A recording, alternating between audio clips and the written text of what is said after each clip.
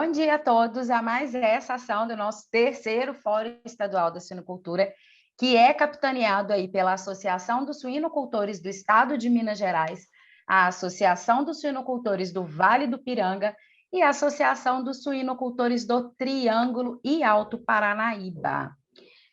Nossa pauta de hoje é uma pauta importante para o dia a dia aí das nossas granjas. Nós vamos receber o Bernardo, que vai nos falar sobre gestão de crise e continuidade de negócios na suinocultura.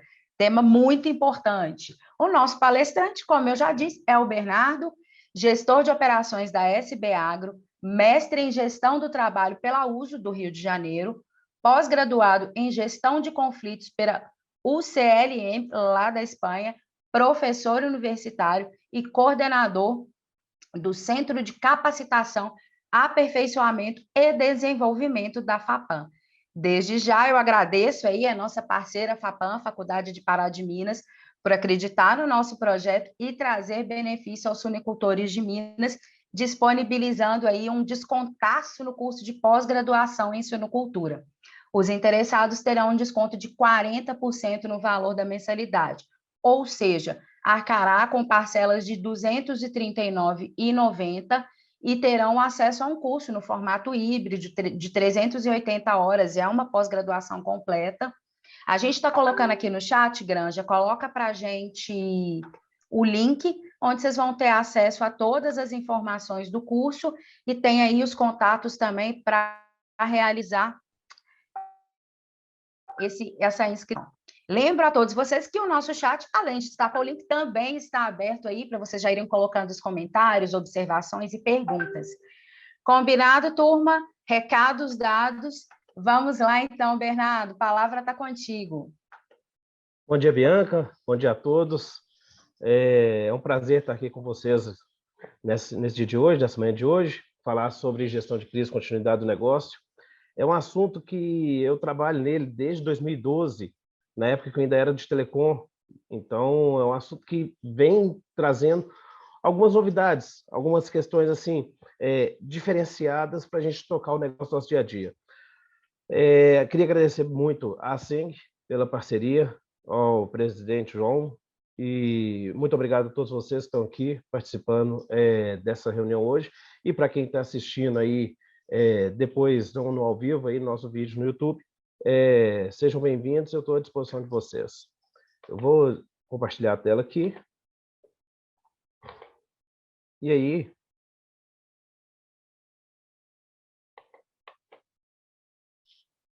todo mundo ok vendo? Bianca, dá um ok aí, pessoal, por favor. Tudo certo, Bernardo.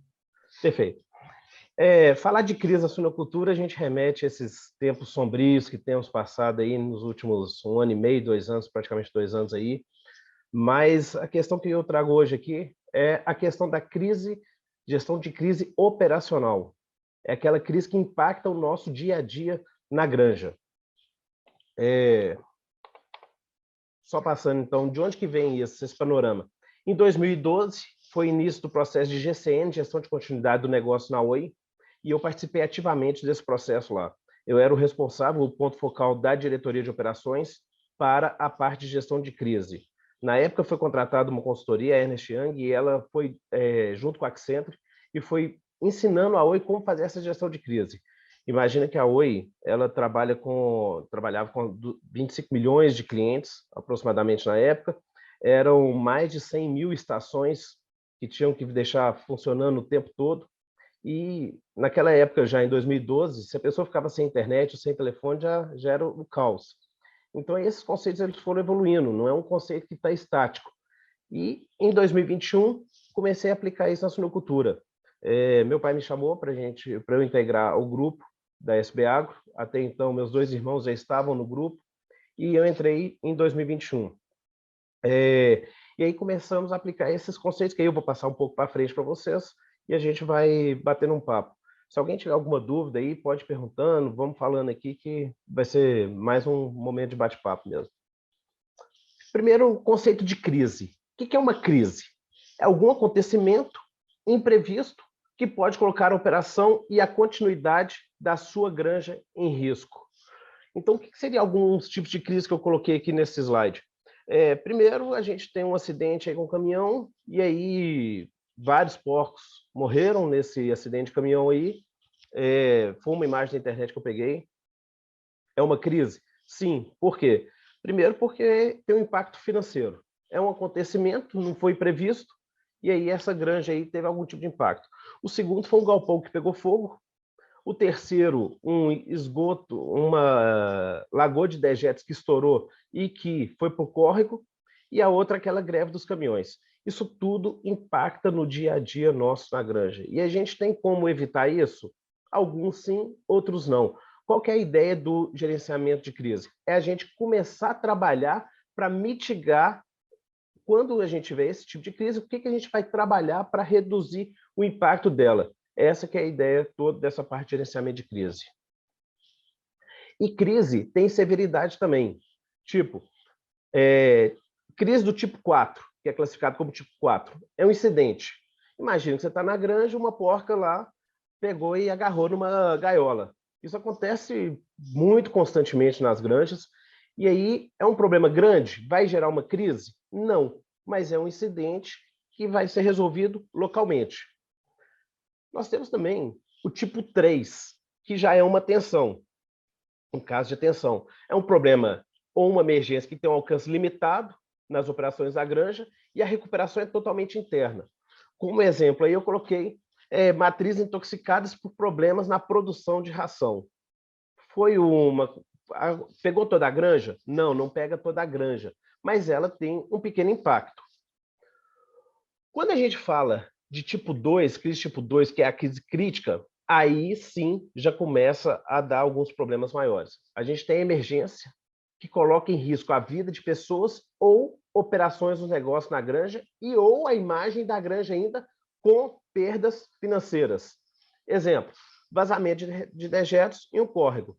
Com certeza isso aí vai dar uma perda financeira, uma multa, e aí pode gerar um problema maior e a gente vai trabalhando em cima disso para conter a crise. E aí eu vou passar um pouquinho para frente como é que a gente vai trabalhar isso.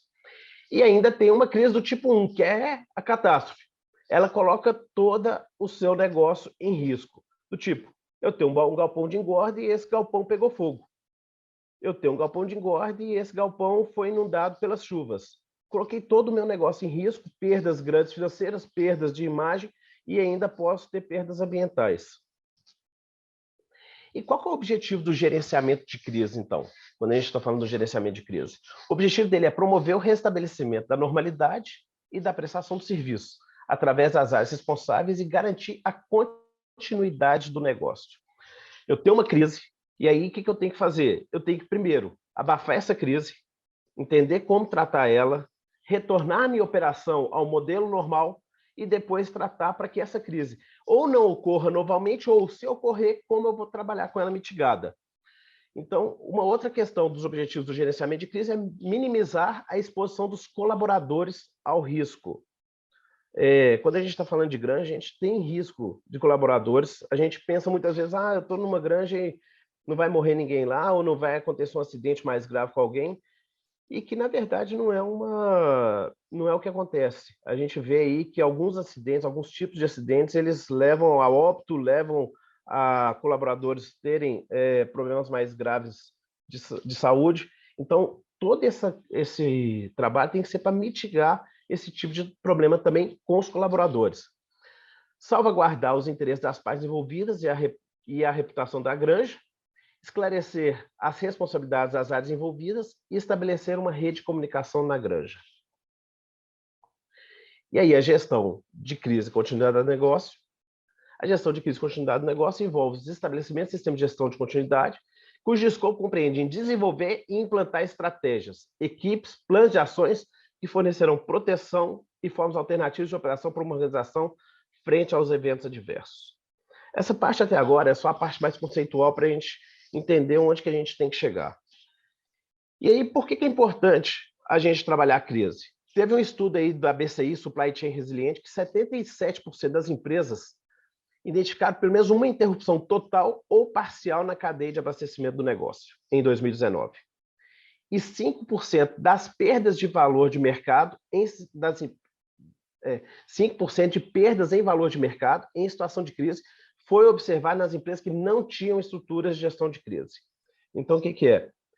Toda vez que tem uma crise, principalmente nas empresas listadas em mercado, em bolsa de ações, elas perdem 5% de valor de mercado. E aí, como é que é o ciclo de vida de uma crise?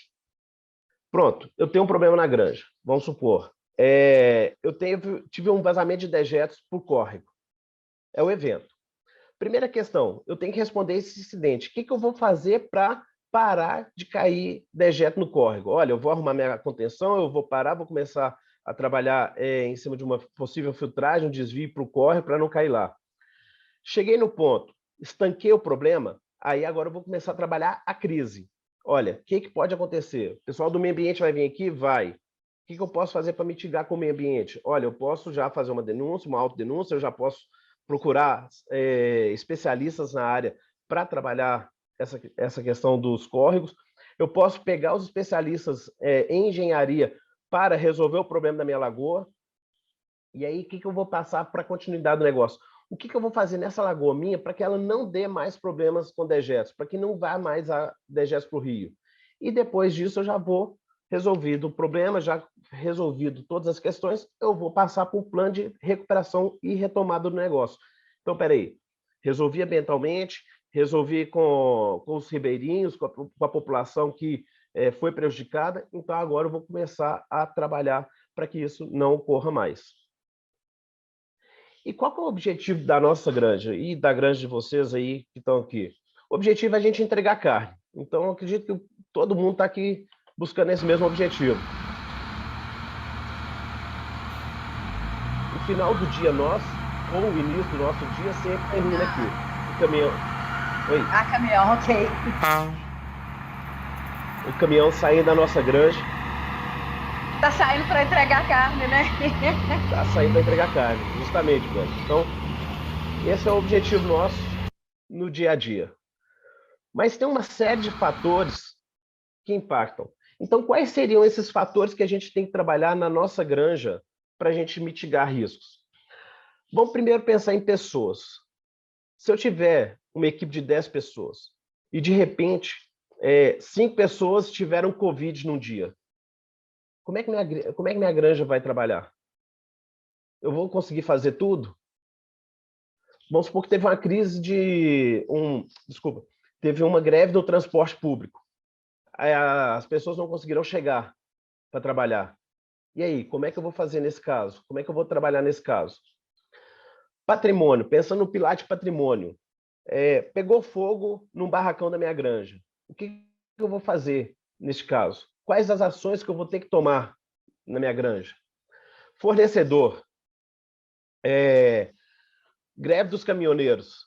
A gente passou bastante aperto aí com a questão de milho, soja, para chegar na granja, que é o básico para insumos. Quanto tempo eu consigo ficar com o milho que eu tenho armazenado na granja? Quanto tempo eu consigo ficar com a soja armazenada na granja? São perguntas que, quando a gente começa a trabalhar, a gente tem que responder essas perguntas e pensar, olha, eu consigo ficar sem milho na minha granja, eu tenho um abastecimento de 15 dias, eu tenho um abastecimento de 21 dias, eu tenho uma semana de milho na minha granja. Mais que uma semana, eu já começo a ter impacto no meu negócio. Sanidade do plantel. Olha, se vier uma influenza, como é que eu vou tratar? Como é que eu vou trabalhar em cima dela? O que eu vou fazer no meu plantel? Olha,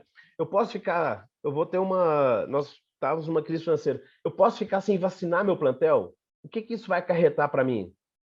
Tive relatos de algumas granjas que ficaram sem vacinar. Água. Água, em grande parte das granjas, é uma das coisas mais críticas. Quanto tempo eu tenho de armazenamento na minha caixa d'água ou nos meus reservatórios? Isso aí dá para quanto tempo da minha operação? A minha operação pode ficar quanto tempo sem abastecimento de água? Faltou água no meu poço artesiano, não consegui bombear água para os meus reservatórios? Vou pegar um caminhão-pipa na cidade, vou contratar. Depois de quanto tempo eu vou contratar esse caminhão-pipa? São questões que a gente tem que estar fazendo o tempo todo, trabalhando, para a gente conseguir, num momento de crise, e às vezes a crise é pequena, a bomba do poço artesiano deu problema, e aí ela queimou. Quanto eu tenho de água nos meus reservatórios? Os porcos vão ficar sem água na granja? Não, não vão, não podem. Eu vou conseguir, hoje, chegar na caixa d'água ou no reservatório da minha granja com um caminhão-pipa? Dentro de 12 horas, dentro de 6 horas, dentro de 24 horas, que seja. Vocês já pensaram na granja de vocês, vocês conseguem chegar nos reservatórios com caminhão-pipa? Às vezes é engraçado a gente pensar, porque a maioria das granjas, e a nossa é uma questão que acontece também, elas foram crescendo. E muitas vezes a gente não pensava nessa questão de como fazer o abastecimento ou de como chegar. Foi puxando para cá, puxando para lá, puxando para cá, puxando para lá, e de repente não se consegue chegar com o caminhão num reservatório, num dos reservatórios. Então, o que faz no caso desse? Energia. A CEMIG, pelo menos aqui em Minas Gerais, a gente tem alguns grandes problemas nas ligações monofásicas rurais de atendimento de carga e outros problemas de própria disponibilidade de carga. E em questões menores, que a CEMIG faz manutenções programadas. Nesse caso, quanto tempo a minha granja pode ficar sem energia? Porque aí, na hora que desliga a energia, eu estou sem fazer ração, eu estou sem ter o bombeamento de água do poço artesiano, eu estou sem, numa época de frio, eu estou sem o aquecimento para os leitões. Quanto tempo eu posso ficar? E aí, o que eu vou fazer para minimizar? Chega no ponto de compensar para minha granja, eu ter um gerador próprio, para esses momentos eu mitigar qualquer tipo de crise ou qualquer tipo de atividade crítica para o meu negócio. Eu vou ligar só um gerador na minha fábrica de ração, eu vou ligar um gerador para atender o poço artesiano, eu vou ligar o gerador para atender a maternidade e deixo aí a creche e a gestação momentaneamente sem energia. São esse tipo de questões que a gente tem que trazer todo dia para a gente e é bastante interessante, porque o seguinte, nem sempre a gente vai ter as respostas prontas e nem sempre a gente vai estar preparado para todas as questões. É um processo evolutivo. Eu fiquei na Oi por 9 anos e durante dos 9 anos, 7 anos, eu trabalhei com a GCN, a gente nunca parou. Todo mês a gente tinha um novo processo, uma nova questão, um novo acontecimento diferente, que a gente muitas vezes não estava preparado para ele. E em cima desse acontecimento, a gente tinha que criar novos mecanismos de mitigação das crises. Quando eu falo na fábrica de ração, quanto tempo eu consigo ficar sem o milho? Quanto tempo eu consigo ficar sem a soja? E se eu ficar sem o óleo degomado, quanto tempo eu posso ficar? Eu posso fazer a ração sem ele? Faltou o premix da gestação nessa semana. Eu posso usar o da lactação para substituir? Estou vendo aí o Leandro, que presta consultoria para a gente, né, Leandro? Eu posso fazer qualquer tipo de alteração da minha cabeça ou não?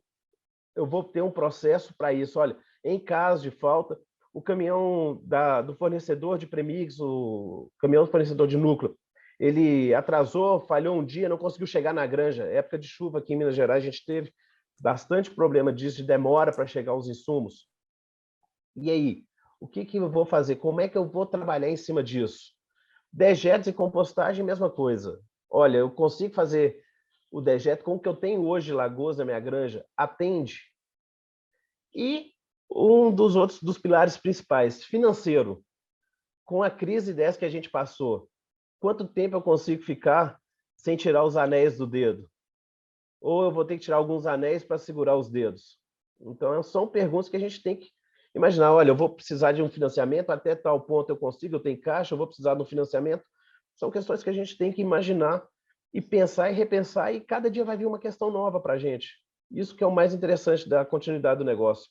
Cada dia a gente vai ter uma nova necessidade, uma nova demanda, e que vai desafiar a gente a fazer os processos, a tomar as ações e, principalmente, escrever o que deve ser feito.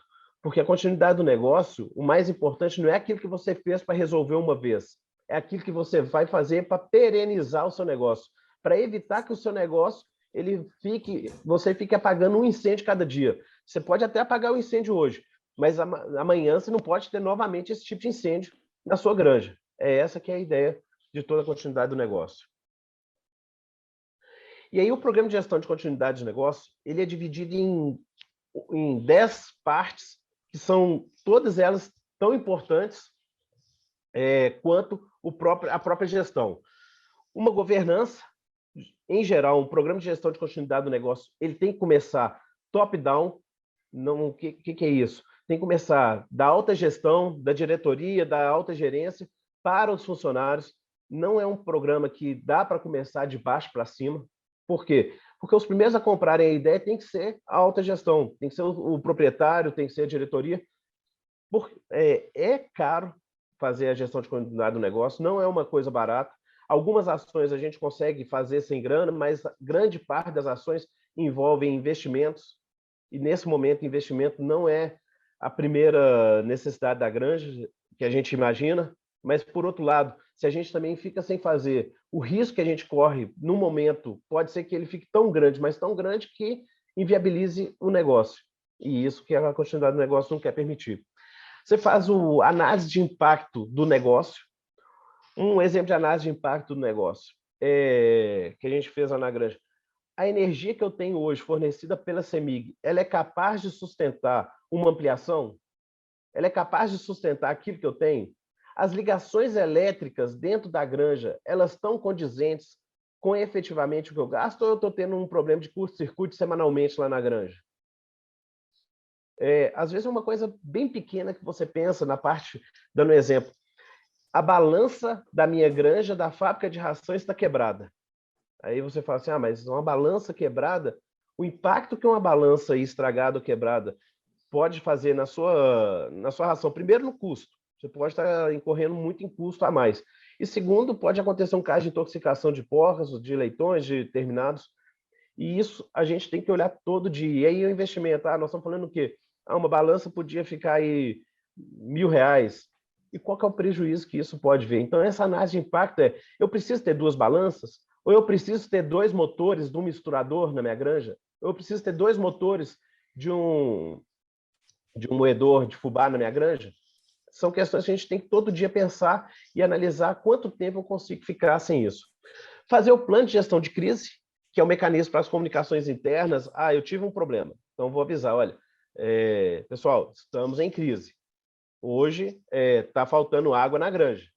Nas próximas 12 horas, se não voltar a energia aqui ou se não resolver o problema do motor, vou precisar de contratar um caminhão-pipa.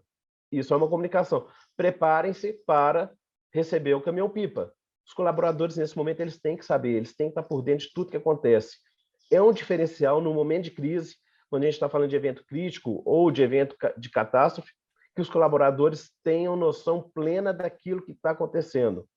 Muitas vezes a gente pensa, não, vamos deixar só para a gente aqui, a gente fica sabendo, e aí em cima disso a gente não passa para frente a informação. Então, quando os funcionários eles estão por dentro de tudo que está acontecendo, eles ajudam a resolver a crise. Eles são interessados, são parte interessada do negócio também. Fazer o plano de recuperação de desastre, que ele apresenta os planos para restauração de redes, aplicativos, sistemas, maquinário, aquilo que for necessário. Análise de risco de continuidade. Identifica as ameaças e riscos, suas causas e consequências potenciais ao negócio. O plano de emergência, que é naquela hora, pegou fogo no barracão. O que nós vamos fazer? Quem pode apagar o fogo? Ninguém apaga o fogo, não. Todo mundo sai correndo.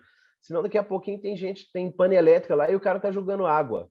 Isso também pode acontecer. Quando a gente tratava da Telecom, isso era assim, muito comum de acontecer, era o cara querer apagar incêndio de fiação com água. Então, tinha todo o treinamento, tinha todos os passos, mas, efetivamente, muitas vezes o cara já tomou choque, já teve, e em Telecom, algumas vezes, pelo menos assim, a cada 3 meses havia uma morte lá na companhia. Então, por consequência de alguma ação mal estabelecida de um funcionário ou de um terceiro ligado ao negócio. A comunicação de crise e treinamentos e simulações. Não adianta também ficar só no papel, não. Tem que parar, treinar a equipe, informar a equipe, olha, se acontecer isso, como é que a gente vai fazer? Se ver a previsão disso aqui, o que do tipo? Dar um outro exemplo aqui. Nós estamos com... Se eu tivesse uma grande passando com problema de influenza. Eu gosto da influenza, que ela é bem, bem crítica. Eu até coloquei um exemplo à frente da influenza. O que vai ser a primeira coisa que o pessoal vai ter que fazer na hora da influenza? Vamos começar a fazer desinfecção. Beleza, desinfecção do ambiente. E aí, o que vai fazer com as porcas? Vamos tratar das porcas, vamos tratar dos leitões que estão, vamos medicar a ração. Aí um outro pode falar assim, vamos colocar a medicação na caixa d'água para ser mais rápido, mais eficiente. Perfeito, vamos fazer isso aí. Mas se cada um tomar a decisão por si só, não adianta. A ideia de ter um plano de contingência é justamente isso. Aconteceu uma crise, para tudo. Lá na Oi, a gente tinha uma sala de crise específica para isso, que a gente dava a crise, anunciava, estamos em crise, ia todo mundo para uma sala de controle lá, e em cima dessa sala de controle, tomava-se as decisões e atuava. Na nossa granja, não precisa ter essa sala de controle, não precisa ter esse ambiente, mas a gente precisa de ter esse momento de, pessoal, para tudo e vamos pensar, vamos começar e vamos respirar. Senta todo mundo no refeitório, toma as ações, direciona as ações para quem tem que ser direcionados e em cima disso trabalha. Os passos para se implementar uma gestão de crise.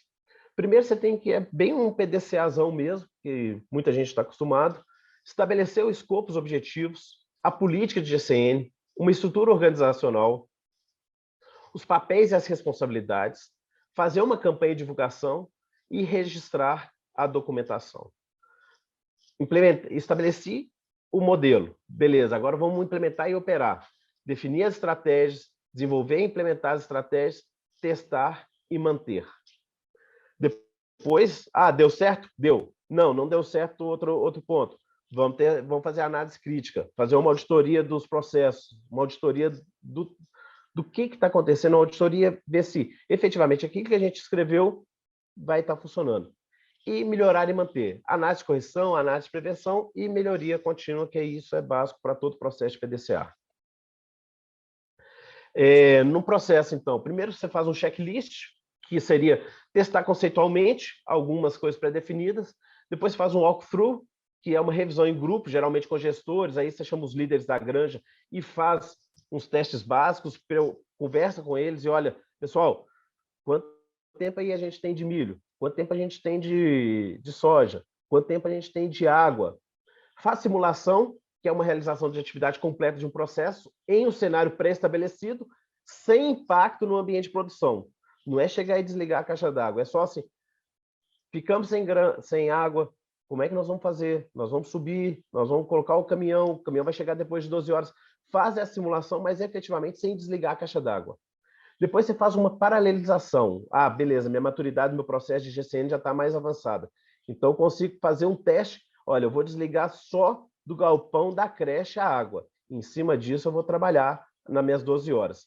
E, por último, você faz um teste de interrupção. Suspende o processo mesmo normal e faz todo o fluxo desenhado para ver se aquele teste que você fez funciona ou não. Isso é, eu desligaria, nesse caso, a granja, desligaria a água da granja e em cima disso eu via se aquilo que eu escrevi, fiz o processo, desenhei, treinei a equipe, trabalhei com os funcionários, trabalhei com todas as frentes, está funcionando ou não. Deixei a granja, não chegou o milho aí nessa semana. E aí, como é que eu vou fazer? Eu vou comprar de um fornecedor local, então é trabalhar dessa forma mesmo. Esse fornecedor vai conseguir me atender a quantidade que eu preciso? Não vai conseguir? Eu vou ter que contratar um frete na cidade? Eu vou levar na caminhonete mesmo para resolver o problema rápido? São esses modelos que a gente tem que ir trabalhando e desenvolvendo ao longo do tempo. Mas sempre quando se começa fazendo um simples checklist, imaginando se faltar água, se faltar energia, se o dejeto cair no córrego, se faltar pessoas é muito crítico no nosso negócio, como é que a gente vai trabalhar. E aí vem a questão do aculturamento, que é o maior ponto de atenção do negócio. Aculturar a equipe. Não é fácil, é onde a equipe... Primeiro porque é top-down, já vem da alta gerência, aquele cumpra-se. E aí a gente tem a equipe para a gente treinar e o cara tem que começar a se sentir parte. Então, reunir a equipe, fazer o treinamento para a equipe faz uma diferença enorme na hora que você está fazendo. E ter os processos estabelecidos e escritos. Porque, na pior das hipóteses, o cara está treinado, ele vai lá, vai pegar o checklist, vai pegar o processo escrito e trabalhar em cima dele e ver aquilo que ele está pronto para fazer e aquilo que ele não está pronto para fazer. É fácil estabelecer um processo? Não é fácil. Principalmente no nosso dia a dia. O nosso dia a dia, ele toma tempo demais da gente. Um plano de comunicação também é bem interessante. Eu fiz 2 exemplos aí. Alerta sanitário da granja 123, motivo, surto de influenza, causa em levantamento, impacto. O que está impactando nesse momento? Olha, são 38 portos da gestação, 1 cachaço da gestação, 13 portos da maternidade, casos isolados de tosse na creche, não apresenta batedeira tipo pneumonia, 100 casos de tosse e espirro, 100 casos no galpão do Marranzeiro. Observação 1. Cancelado o envio de leitões essa semana para o sítio 2. Isso aí podia ser numa OPL aí, num fornecedor aí no sul, poderia ser aqui em Minas, poderia ser onde fosse. Observação 2. A maioria dos casos é em porcos até o 3º ciclo. Não há caso no galpão. Um outro tipo de alerta. Alerta ambiental Granja 123. Motivo: queda da parede lateral e cobertura de uma sala da composteira. Causa: desmoronamento de estrutura já previamente abalada e que estava amarrada com arame. Risco: eventual fiscalização, multa. Impacto: urubus ao redor de toda a granja, pedaços e restos de animais jogados na área. Parece coisas, até que da influenza geralmente é grande, mas o alerta ambiental parece pequeno para os dias atuais. Mas na hora que você vê o risco que ele traz para o seu negócio, urubu na granja, risco ambiental, porque a composteira está toda aberta lá, tem pedaço de porco jogado em todo lugar da granja aí. E aí, como é que a gente fica nessa? Os funcionários, sabendo dessas questões, eles podem tomar a sua atitude. E a alta gestão também das granjas também já ficam cientes do que está por acontecer. Não ficam lá, quando chegar a multa, fala assim, mas esse dia aconteceu isso, eu não estava nem sabendo. Não, ele estava sabendo sim, e isso impactou o negócio e efetivamente gerou uma multa. E indo para as considerações finais, estou com tempo ainda, né, Bianca? Só para a gente... Tá tranquilíssimo, Bernardo. Pode ir com calma. Perfeito. Gestão de crise, continuidade do negócio não é uma novidade em termos corporativos. A aplicação dele para a suinocultura moderna, que deve ser repensada. Cada granja é uma granja. O planejamento de gestão de crise é único e específico. Não adianta pegar o planejamento de gestão de crise de uma granja e querer implementar na outra, porque são cenários completamente distintos. Cada um sabe onde que dói, sabe onde que ele consegue segurar, sabe onde que ele não consegue segurar. E essa frase eu adoro, a gente falava isso demais na UF. Eu falo, Bernardo, quando a gente está trabalhando nesses pilares do GCN,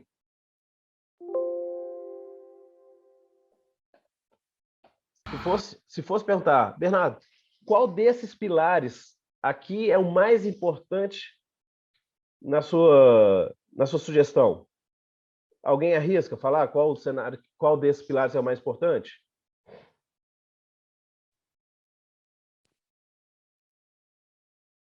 Alguém? Todos são tão importantes quanto. Exatamente. João, a gente sempre falou o seguinte: isso aí é igual aos 10 mandamentos.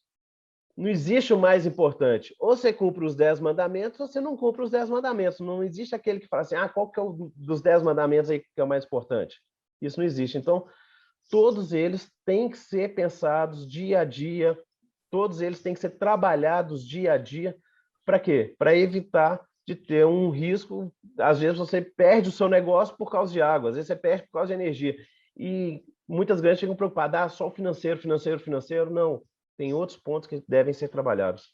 Então, não existe um pilar mais importante para falar assim, eu vou dar mais foco nesse pilar. Não, o foco tem que ser em todos. Se as ações vão ser feitas mais rapidamente ou de uma forma mais lenta, aí é uma decisão corporativa, uma decisão da granja, uma decisão da agropecuária. Mas todos eles têm que ser trabalhados todos os dias. Opa, só um minuto, por favor. Tranquilo.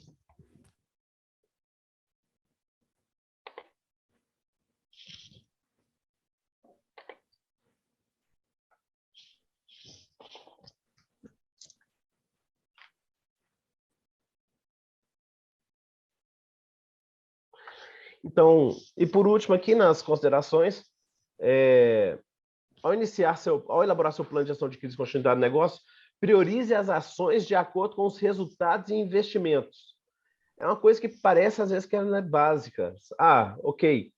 Inicie pelas ações que não demandam investimentos e são de rápidos resultados. Muitas vezes a gente tem mania de falar assim, não vou começar uma GCN não, porque vai demandar bastante grana. Não, tem ação que é simples. Às vezes a ação é só você ir lá e consertar uma balança. Às vezes a ação é só você ir lá e garantir que o fio que está chegando lá na sua bomba do poço artesiano, ele não está desconectado, ele não está com mau contato. É questão simples que a gente, no dia a dia nosso, o dia a dia ele toma muito tempo nosso. E em cima desse tempo que ele toma, muitas vezes a gente não tem tempo para parar e resolver as pequenas questões. Então, parar, priorizar as ações, ver as ações de acordo com os investimentos e em cada um dos pilares. Não focar apenas em um único pilar, focar em vários pilares para, em cima disso, resolver os problemas.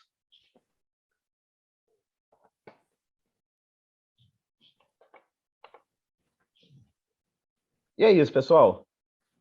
Muito obrigado. Foi um breve. A Bianca falou comigo que eu só tinha 40 minutos, né, Bianca? Então, tentei resumir ao máximo possível o trabalho aqui, a apresentação. Estou à disposição, dúvidas, pode falando, pode perguntando aí, que a gente está à disposição aí. Muito obrigado. Pessoal, a palavra está aberta. Vimos aí, eu tô aqui, Bernardo, igual aquele meme da Nazaré, que tem um monte de cálculo atrás, assim, que a gente fica com um monte de informação e pensando, né, nas melhores formas de tomá-las aqui. Eu tô igual o meme da Nazaré aqui, imagino que a turma também. A palavra está aberta para perguntas, comentários. Elogios também, está aberta a palavra? Abertíssima, presidente. Eu quero dar meus parabéns para o Bernardo aí. Eu nunca pensei dessa forma de fazer assim, um roteirozinho, né? A gente acaba fazendo gestão de crise e cria uma cultura na propriedade, né? Mas, assim, bem feito, assim, e documentado, assim, gostei pra caramba, né? Meus parabéns aí. A gente precisa receber isso aí em PDF aí para nós aí, tá? Mandar isso aí para a gente certeza. Aí, tá, Bianca? Você cobra com ele aí, né? De CD para nós aí. Meus parabéns, viu, Bernardo? Perfeito, João. Perfeito. Obrigado pelas palavras, João. Eu falo que a gente é especialista em apagar incêndio nas granjas. A gente não para pensar, para trabalhar, para pensar como que isso vai não acontecer da próxima vez. E parece que muitas vezes a gente até se vangloria disso. Nossa, hoje eu resolvi esse problema, que beleza. Aí amanhã, passa uma semana, está o mesmo problema lá. Aí você resolve ele de novo. Você fala, não, hoje foi um pepinão de novo que eu resolvi na minha granja. Mas o que eu fiz para mitigar, para evitar que isso aconteça de novo? Então é isso que é a ideia dessa questão de gestão de crise e continuidade do negócio, é exatamente isso. A gente parar de apagar o mesmo incêndio toda semana ou todo mês. É a gente trabalhar nele de forma para o futuro, de forma mais assertiva e de uma forma até mais inteligente para evitar dele ocorrer.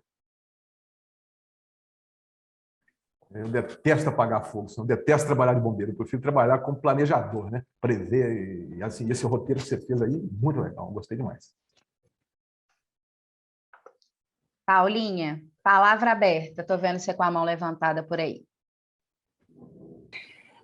Bom dia, primeiro parabenizar o Bernardo, acho que foi assim fantástico o tema, né? Eu sou de Ponte Nova, o Bernardo, e na verdade é mais assim um questionamento. Você tem, né, muitos anos com essa gestão de crise. Eu queria saber, nesses últimos anos agora, essa última crise que nós estamos enfrentando ainda, se teve alguma estratégia, como que foi, se algum perfil que você teve que trabalhar, mudar, isso nós nunca passamos, porque igual nós, muitos anos no mercado, meu pai é suinocultor há mais de 30 anos e ele mesmo falou, dessa forma eu nunca vi, sabe? Então eu queria ouvir sua experiência com esse perfil de crise que nós vivemos no momento. Um abraço. Oi, Paula, muito obrigado pela pergunta. E adianta, obrigado pela recepção que Ponte Nova teve para mim e para os meus irmãos aí. Nós tivemos na Suinfera aí, foi muito bom, muito legal. Foi um prazer estar com vocês aí. Vamos lá. Em janeiro desse ano, eu sentei com meus irmãos, eles estão até aí, e a gente falou assim, olha, pessoal, o que a gente vai fazer até julho, pelo menos até julho. O que a gente vai conseguir pensar nessa crise? Porque meu pai, acredito que ele está aí também, o que a gente faria nessa crise? Meu pai estava até viajando nessa época, e a gente tem uma reunião toda segunda-feira, eu com meus irmãos, para a gente discutir, e dentre os assuntos que a gente discute, eu sempre tenho que colocar esses assuntos aí de operações, e passando alguns pilares. Nem sempre eu passo todos os pilares, mas pelo menos 4 pilares eu falo que são críticos que a gente tem que passar. E minha irmã é a responsável do financeiro do grupo. Então a gente chegou e falou assim, o que a gente vai dar conta de segurar até julho, até agosto, o que nós vamos fazer com os pesos dos nossos animais, que tipo de tratamento que a gente vai deixar de fazer, que tipo de tratamento que a gente vai focar em fazer, qual o peso dos animais que a gente vai ter que vender para dar o menos prejuízo possível. E o que seu pai falou aí, a gente escuta isso todo dia, eu ainda continuo escutando do meu pai. Nunca passei por uma crise onde eu consigo vender tudo e meu animal não tem preço, o peso de todo mundo está baixo e meu animal não tem preço, a gente tomando prejuízo. Então, a gente trabalhou bastante, foi em cima de peso, em cima de algumas questões que a gente podia reduzir. A Débora, minha irmã, ela abriu a planilha para a gente custo e a gente foi batendo algumas linhas que a gente conseguia reduzir e cada um tomou a sua decisão de onde que reduzir.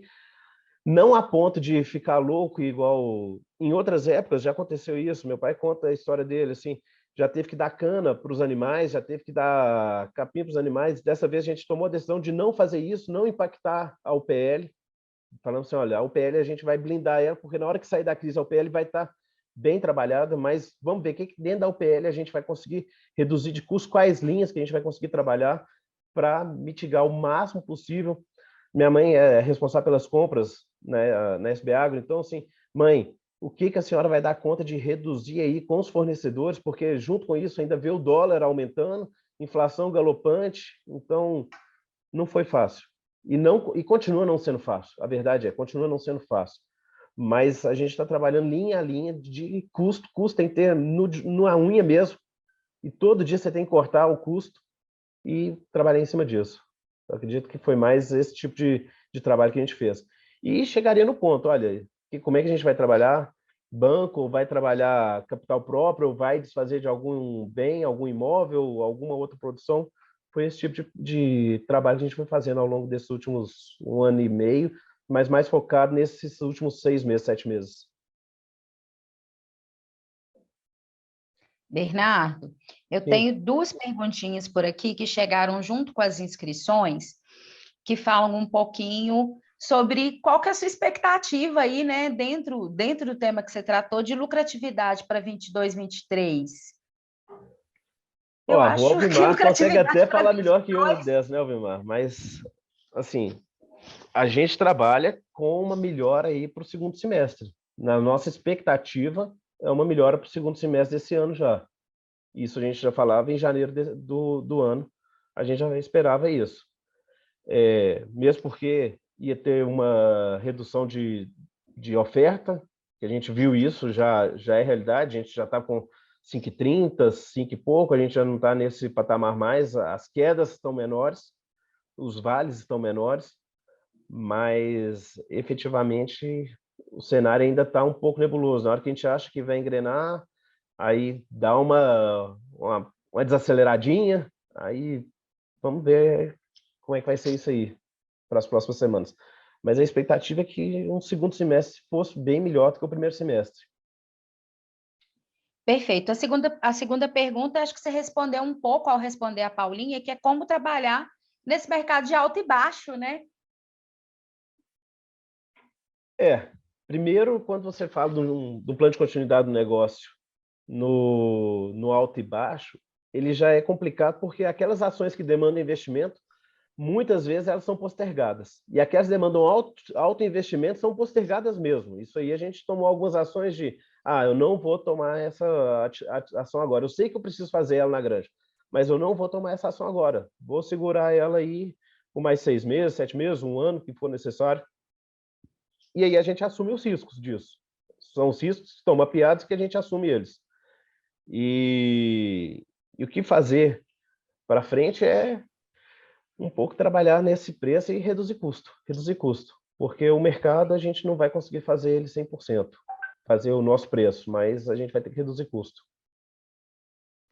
Perfeito, Bernardo. Temos mais uma perguntinha aqui no chat. Existe algum trabalho de forma preventiva antes da crise para a gente estar, né, já prevenido aí? Sim, cada pilar você consegue fazer alguns trabalhos antes dele virar uma crise. Você tem que pegar o pilar e ver onde que estão. Quando a gente fala em análise dos riscos, aquele trabalho lá de análise dos riscos, o BIA, tá? A minha tela ainda está compartilhada, não está? Não, ainda não. Tá mais não. Pode compartilhar. Deixa eu compartilhar ela só um minuto.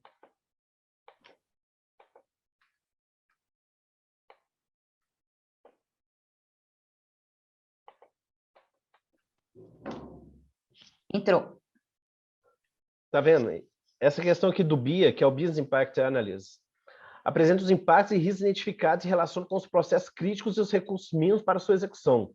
É fundamental para definir os esforços e as ações de continuidade. Então, quando você faz o BIA, você já começa a entender onde que você tem o risco, e em cima desse risco, você vai trabalhar para mitigar ou para evitar que se tenha uma crise. A ideia é essa, é você passar cada um dos processos seus e ver onde que você tem os riscos. É muito melhor quando você consegue mitigar a crise, já tendo ela detectada, uma possível crise detectada ou trabalhada, do que efetivamente ser pego, como diz aqui em Minas, né, com as calças baixas e aí você tem que correr atrás da crise. Obrigada, Bernardo. Alvimar, você estava com a mãozinha levantada? Diga lá. Eu queria fazer uma pergunta aí, até, né, não é uma regra rígida, como você disse, mas qual que seria um método ou tamanho ideal de uma reserva financeira preventiva na suinocultura, né?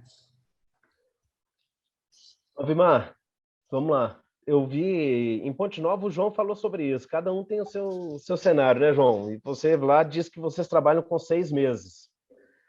Essa não é uma realidade da nossa granja. Então, a gente não consegue hoje trabalhar com isso. E, principalmente, quando a gente pensa em produtor rural, o que a gente vê bastante? O produtor rural, o jeito dele de fazer a reserva, isso é numa... Vou dizer para vocês que em 90% das propriedades rurais ou mais, o modelo do produtor rural de fazer a sua reserva ele ganha um dinheirinho e vai lá e compra uma vaca.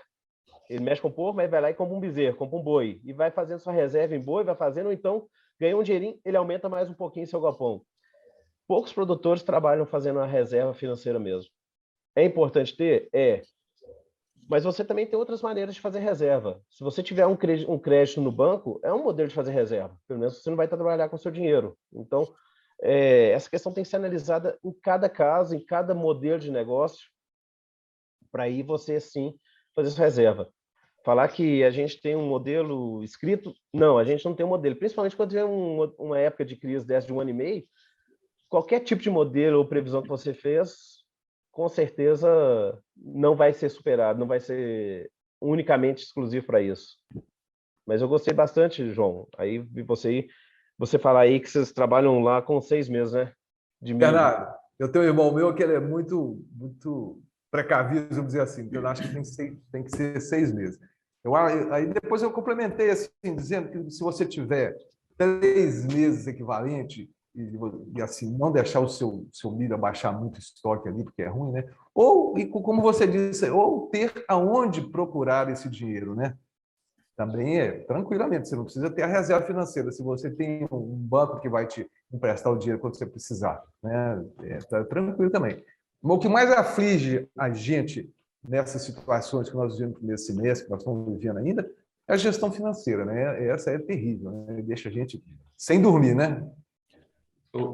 Bernardo, mas tá aí um baita material de fazer uma matriz de crise, né? Se você tem um faturamento X, né, e tem uma expectativa de tantos meses de prejuízo Y, você consegue dimensionar qual seria a sua reserva ideal, né? Então, a gente conversa disso muito aí no trabalho de veterinário de campo com os clientes, né? Porque realmente é uma coisa importante.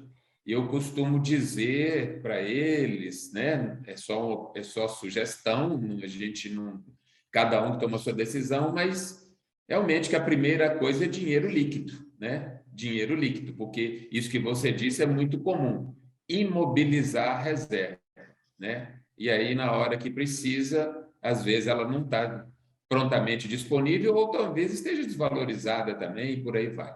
Mas, assim, talvez essa pauta aí dê uma bela matriz de crise. Sim, com certeza. E principalmente, né, Elvimar, o mercado é muito dinâmico e a gente não consegue fazer ele. Então, por mais que a gente imagine, vamos passar uma crise aí de 6 meses, de 4 meses, de 3 meses de crise, de repente tem 1 ano e meio de crise. Então, quem dava conta de prever que a gente teria aí 1 ano e meio de crise depois do que foi o 2019, 2020? Era muito complicado a gente ter esse tipo de previsão. Então, por mais que a gente faça conta, a gente consegue mitigar, mas 100% resolver e 100% ter essa bolinha de cristal aí de que o mercado vai ficar de tal forma, não. Então vamos ver, o que a gente tem fôlego, para quantos meses a gente tem fôlego? A gente vai ter fôlego para tantos meses, depois disso vamos ter que desfazer de algum anel para manter os dedos. Isso aí. Everton da Granja Campos estava com a mãozinha levantada aqui também. Bom dia a todos. Bom dia, Bianca. Tudo bem, né? Eu queria parabenizar, Bernardo. Ótima apresentação, tá? Bem enxugada, igual você falou, mas bem dinâmica e colocada aí pontos críticos aí do dia a dia mesmo que a gente lida dentro da granja. Eu queria te fazer uma pergunta em questão, não sei se vai ser pessoal ou pode ser também uma colocação aí para ajudar todo mundo que está aqui. Igual você mesmo falou aí, essa gestão de crise em questão de capital, nós passamos, igual o ano passado, o ano retrasado, a gente trabalhava aí com milho de R$50, né, e a gente fazer esse caixa, né, é bem difícil, porque logo depois, um ano, para a gente fazer o mesmo estoque, acabou que você gastaria o dobro do capital que você trabalharia, né? Então, cada um sabe o que dá conta de fazer, o que dá conta de gastar. Em questão de ver isso hoje em dia, né, no atual cenário que nós estamos vivendo, eu queria saber aí qual que seria a sua estratégia, né, em questão aí de futuramente aí, se você quiser falar também, né, questão de soja e perspectativa também de milho, em questão de estocagem, como que seria a sua estratégia aí nessa questão desses mais 6 meses aí, vamos supor, né, de estratégia de crise, que é o que nós estamos prevendo ainda. Obrigado pela atenção e muito boa apresentação. Ô, Everton, tudo bem? Muito obrigado. O Everton é um companheirão da nossa região aqui. Everton, vamos lá. Algumas coisas que a gente tem conversado bastante em casa. Isso aí, quando eu falo em casa é porque todos nós estamos envolvidos. Eu, meu pai, minha mãe, meus 2 irmãos, nós estamos envolvidos no processo, né? Primeiro, a gente vai ter que trabalhar nessa questão da armazenagem, de compra estratégica. A gente hoje ainda não tem esse modelo de compra estratégica. E a questão aí de uns 15, 30 dias, eu estava conversando com a Débora, questão da gente trabalhar e pensar em ED, de soja, em ED commodities. Nós vimos a palestra, e foi engraçado que, além de tudo, a gente ainda viu a palestra lá em Ponte Nova, quem foi que quem falou sobre isso? Me ajuda aí, Bianca. Rodrigo. Isso, e a gente já estava discutindo sobre isso, se poderia ser uma possibilidade para a gente trabalhar, tendo em vista que a gente não tem ainda espaço para alocação de grãos numa quantidade maior. Pode ser. Há uns 3 anos atrás, mais ou menos, minha mãe já trabalha muitas vezes com essa questão de compras antecipadas, de soja ou de milho, ela já trabalha com isso. Mesmo que a gente não tenha um espaço de armazenagem grande, a gente faz a armazenagem no local do cliente. Então, a gente já teve questões, ganhos financeiros com isso, e já tivemos também, como todo mundo, o Rodrigo mostrou lá, já tivemos tempo que a gente também não teve o ganho financeiro, a gente teve um revés. Mas entre idas e vindas, no final compensou mais do que do que a gente perdeu. Esse ano mesmo, minha mãe já fez uma compra programada assim, ela termina, se não me engano, em outubro, setembro, outubro, se não estou muito enganado. Por quê? Com isso é uma maneira de manter o preço. Quando eu trabalhava na Coca-Cola, a gente tinha lá essa questão de garantir para 2, 3 anos o preço do açúcar. Coca-Cola depende mais do açúcar na produção do refrigerante, então ela já comprava e já mantinha essa questão do preço para não afetar os custos futuros dela. Então, poderia perder dinheiro? Poderia, mas pelo menos ela tinha uma previsão daquilo que estava acontecendo. O preço do refrigerante não ia cair, diferente do nosso, que é uma matéria-prima e que sofre a volatilidade do mercado, mas você segurando alguns custos, pode ser que você consiga uma melhor saída nesse momento tenebroso que a gente está vivendo aí.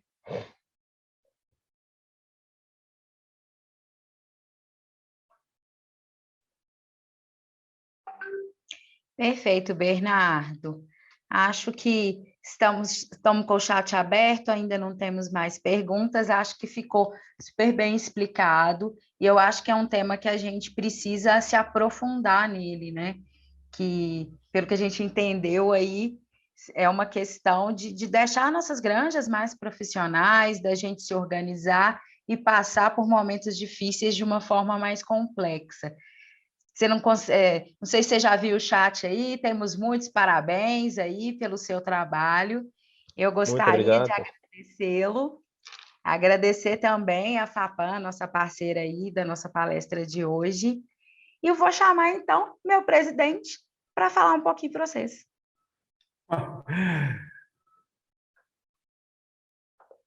Eu já disse aqui, eu também gostei demais da palestra do Bernardo, né? A gente precisa aproveitar isso, receber esse material no PDF aí, fazer uma análise. E agradecer o Bernardo mais uma vez aí, né, em nome da ZING aí, pela disponibilidade aí, transferir esse conhecimento para nós. E, Bianca, eu sei que tem que encerrar ainda, querida. Ver o que nós temos na próxima vez agora, com a próxima palestra que nós temos aí.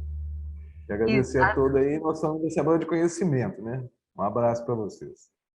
Exatamente, presidente. Nosso fórum, que é a terceira edição do nosso Fórum Estadual da Suinocultura, ele vem aí mais uma vez com esse objetivo de dividir conhecimento com os nossos produtores mineiros. E amanhã, quarta-feira, 27 de julho, também 10h30, também aqui no Zoom, a gente vai discutir o nosso mercado de suínos em Minas. Nosso facilitador desse bate-papo é Alvimar Jales, que também está aqui na sala, nosso médico, é médico veterinário e é nosso consultor de mercado. Na quinta-feira, dia 28 de julho, às 18h30, a gente se encontra de novo pelo YouTube, assim como foi ontem, e vamos conversar sobre a otimização de recursos na produção de suínos. Nossos palestrantes são a Ana Paula Brustolini, que é zootecnista, doutora em nutrição de não ruminantes pela UFMG e nutricionista da Cossui Ponte, bem como o médico veterinário e diretor de pesquisa e desenvolvimento da Integral Soluções em Produção Animal, Ronier Pinheiro. Maiores informações e os links para essas palestras a gente encontra aqui no chat. Paula Grande vai colocar aí para a gente agora. Então, em nome da SENG, da SUVAP e da STAP, a gente agradece a presença de todos vocês, esperando encontrá-los amanhã às 10h30, não é isso, presidente? Isso aí. Alvimar, você quer dar spoiler de amanhã? Vai, Bianca. Boa, bom. Amanhã nós vamos fazer um bate-papo, né? E tem algumas coisinhas interativas aí, umas perguntas para a gente responder e ajudar nas reflexões. Sugiro cada um trazer uma caneta e uma folhinha de papel, né? Nós vamos fazer algumas perguntas para vocês responderem, não é publicamente, é com vocês, mas para estimular o debate aí sobre a formação de preço, né? O título é um pouco genérico, né? O mercado de Minas Gerais a gente teria que fazer no Brasil, no mundo, porque na verdade não existe só ele. Mas nós vamos ter uma baita oportunidade de conversar dos fundamentos desse mercado, justamente para a gente poder entender, né? Como é que se forma o preço de verdade, né? Então, assim, eu estou entusiasmado, mas eu sou naturalmente entusiasmado, né? Vamos ver se vai dar certo. É isso. Perfeito, então, Alvimar. Muito obrigada a todos. Mais uma vez, obrigada, Bernardo. Alvimar, então, até amanhã. Já estamos ansiosos com essas novidades suas aí, hein? Então é isso, pessoal. Muito obrigada. Muito obrigado. Das 3 associações, a gente agradece a presença de todos, agradece o Bernardo por compartilhar conhecimento com a gente, e a gente se vê amanhã às 10h30. Valeu, gente. Grande abraço.